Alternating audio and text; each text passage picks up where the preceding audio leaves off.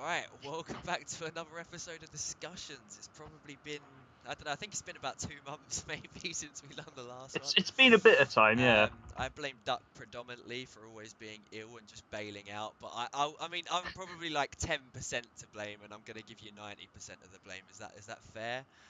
I mean, there have been some times where we sat ready to record and I'm just waiting for you to message and just don't Well, bother. that's happened both ways. I'm not gonna lie, because we never set a specific time. It's always around that time, and then someone longs it, or someone's been watching House for the last hour. Don't know who's done that at all, mate. Hi, Duck, how you doing? All right, but yeah, so as most people know, I kind of like doing these episodes anyway because it kind of leads us on away from UKCS related stuff, and it gives us Yeah. different talking points, which is always nice.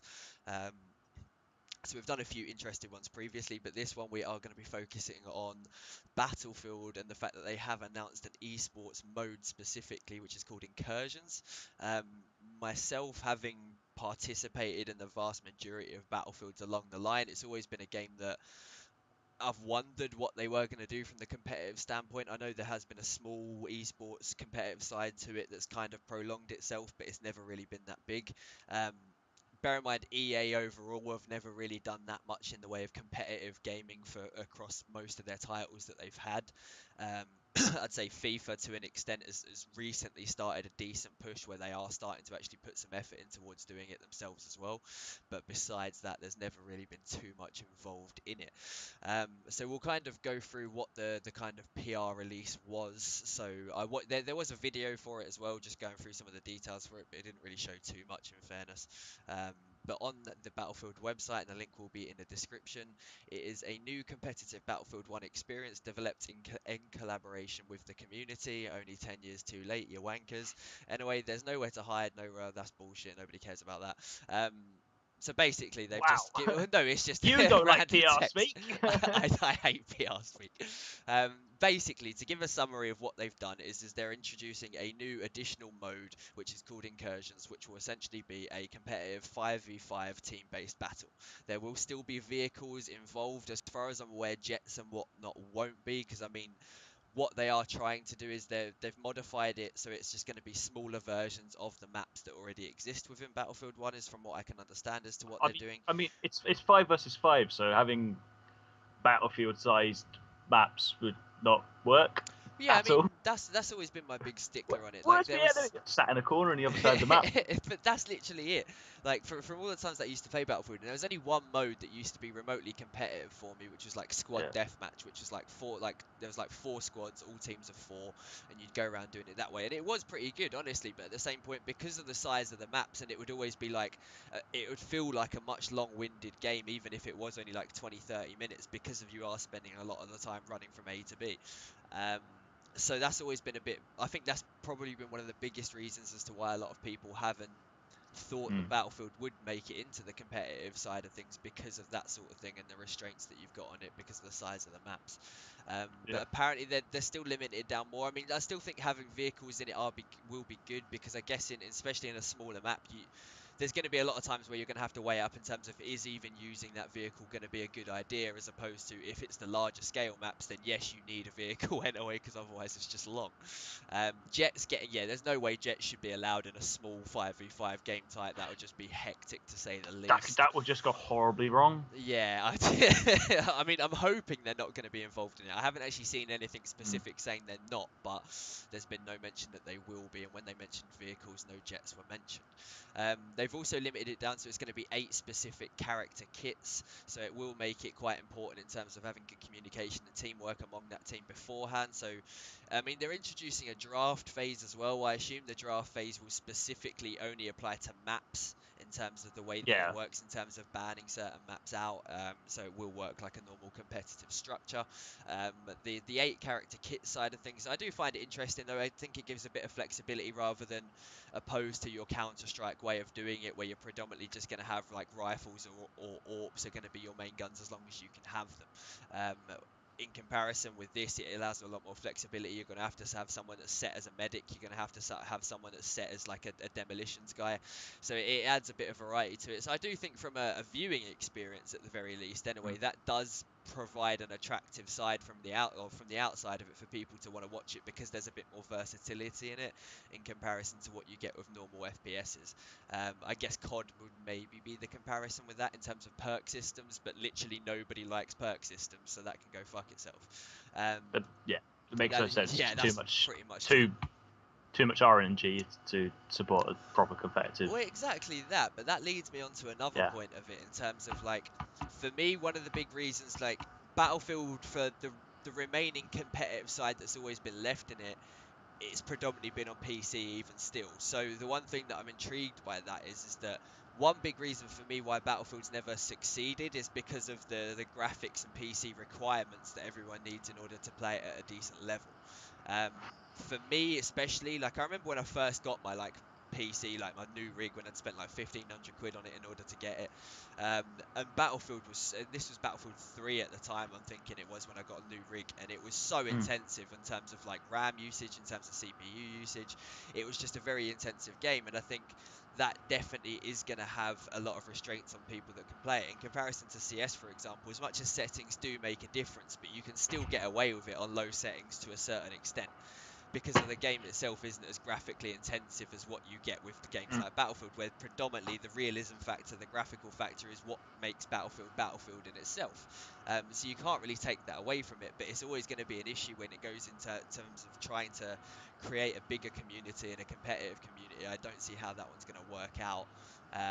But I guess there's also the question of, like, in a lot of games, especially like Hearthstone and things like that, where people blame it on RNG, and with games like CS and League, you get it rarely where there's like graphical glitches and errors like that, but surely that's going to be a lot more frequent in more graphically intense games like Battlefield, where you've got buildings that can be like crushed down, sort of thing. Then surely that's going to be an issue, right?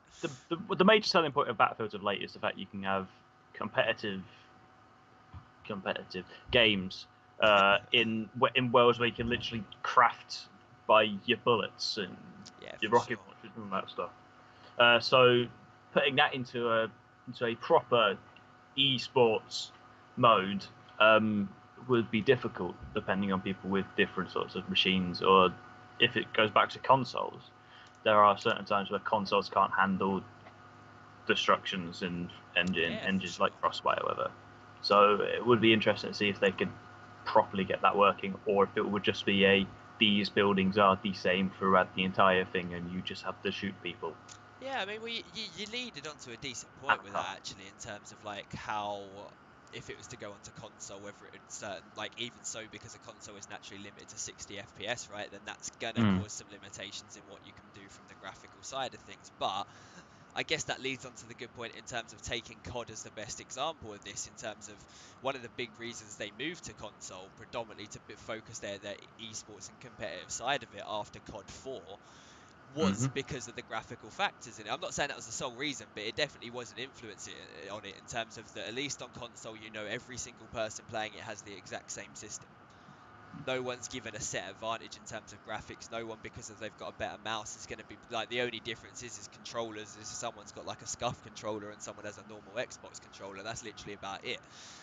So I do think that because of the sort of game it is, then it potentially would work out better if it was limited on console. But as someone that's played Battlefield always on PC, small like times I've played it on console, but it's always been better on PC for me, then is that going to have an influence, especially for the market that they're trying to build from it? Like, I don't think that, I mean, if you look at it, besides COD, console games as an esport aren't exactly the biggest things in the world anyway. And even COD, as much as it's got a big audience, but a lot of those are primarily the younger audience side of it, if you were to look at it specifically, right?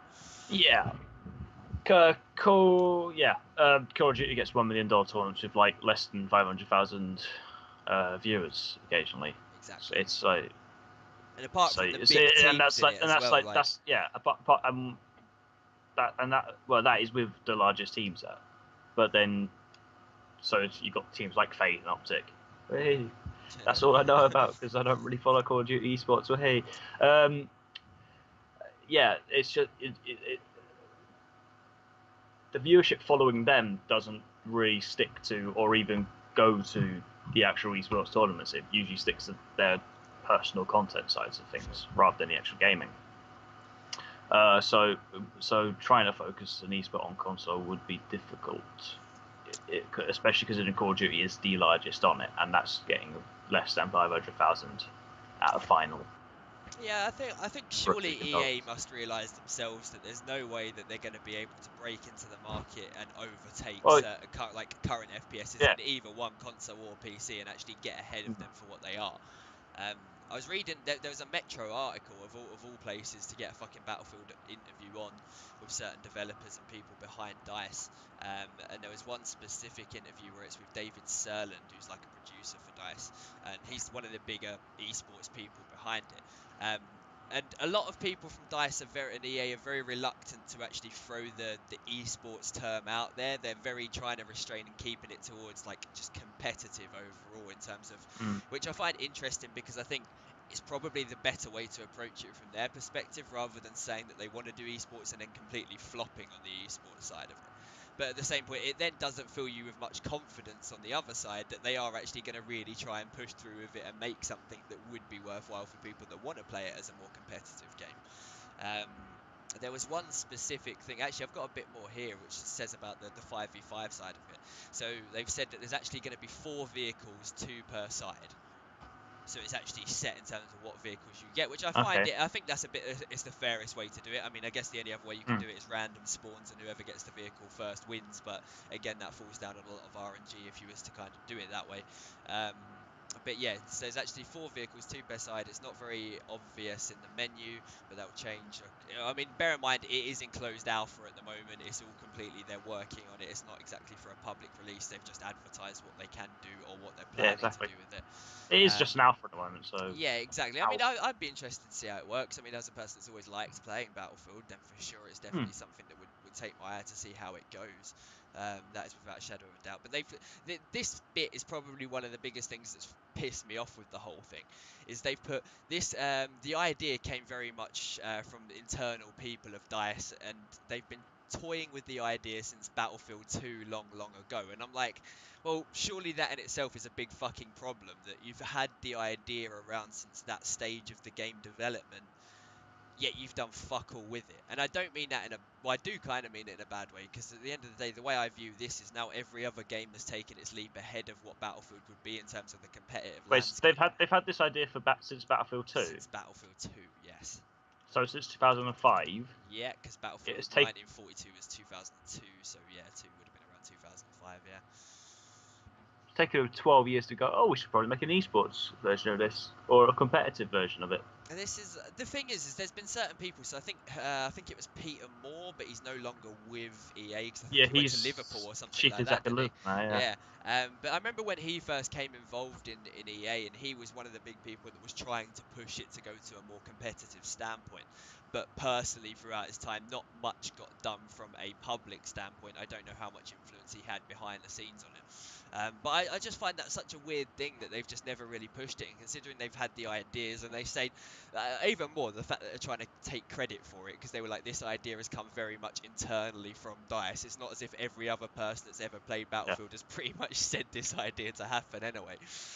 So I do find that slightly amusing from that side of things, without a shadow of a doubt.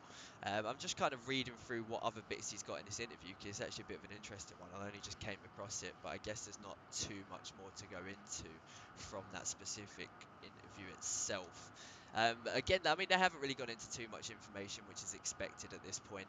For me, I guess the way that I would look at it is that, I mean, how late would you say that? Because I mean, even Battlefield as a whole, a lot of people that I knew that used to play it don't play it nowhere near as much as what they used to. For me, I've only really enjoyed Battlefield when I've had like other people to play it with, so to speak, because of it's been those large scale maps, because you've got jets, tanks, everything like that. It's not something that I felt like I could just solo go into a game and play like you do with your Counter Strikes. Like, so I think even from an overall audience point of view, I don't think many people are going to be looking at this thinking, you know what, this is going to be the new breakthrough esport game at all. I think it's going to be a lovely feature to add on the side of it, and it does give people a chance to play it in that competitive mode, but I don't think it's ever going to be something that this far into development of a Battlefield series that they can really push into the esports like factor of things.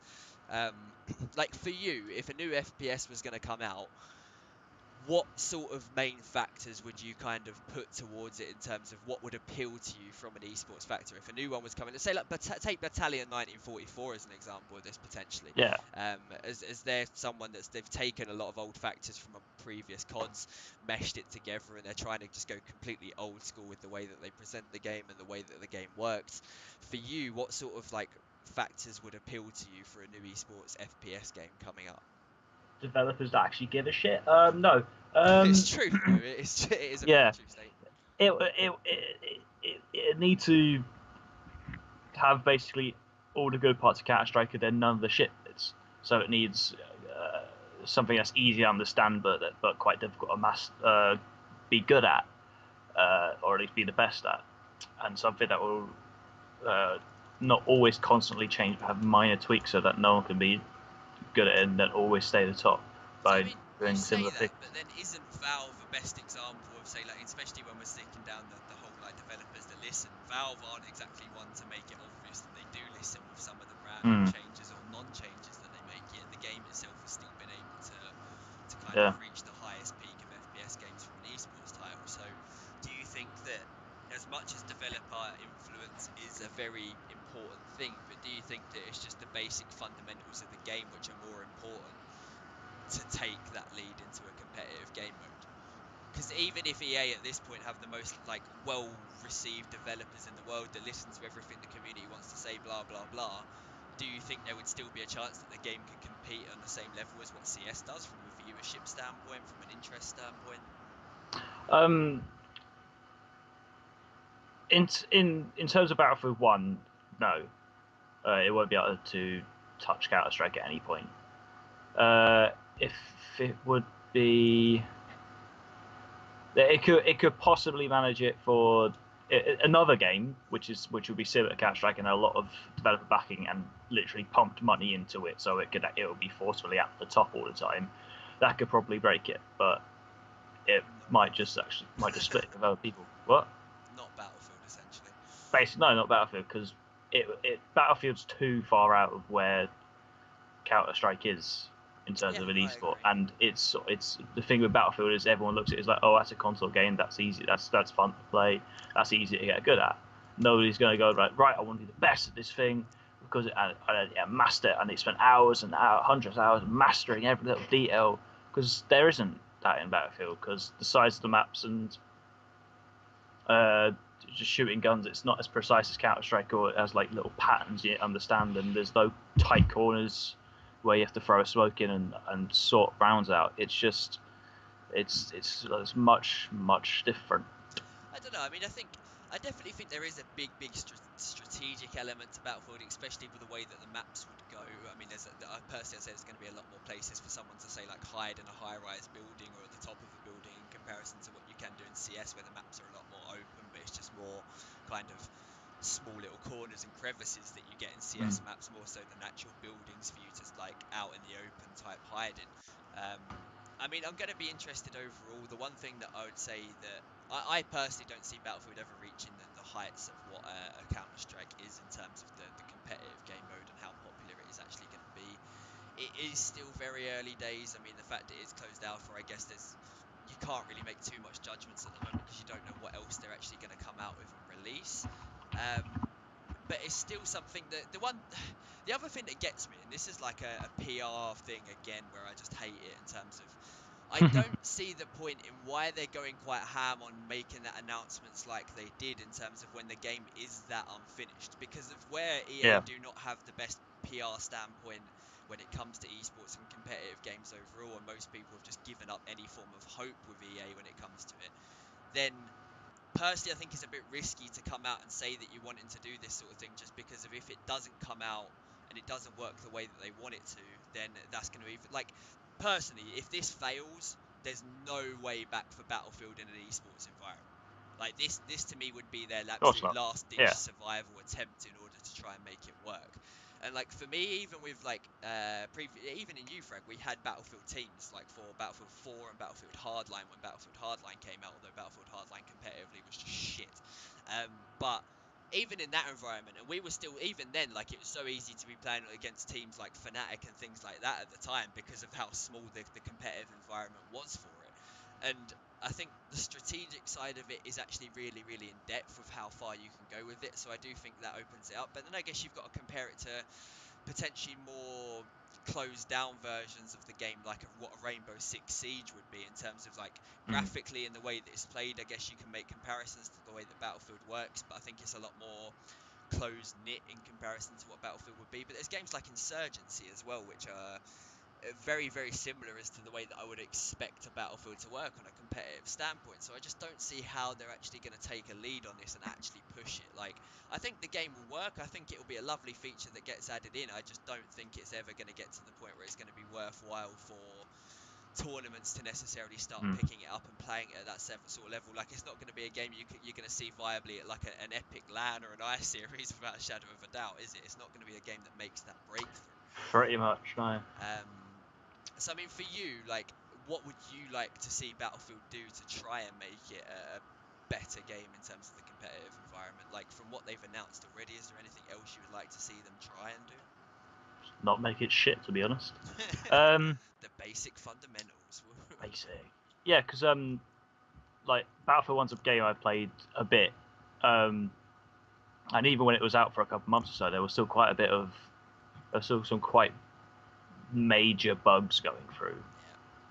Yeah. And the only way Battlefield ever to sort itself is sort of some esport is if those are polished and they're not there as major as they currently are.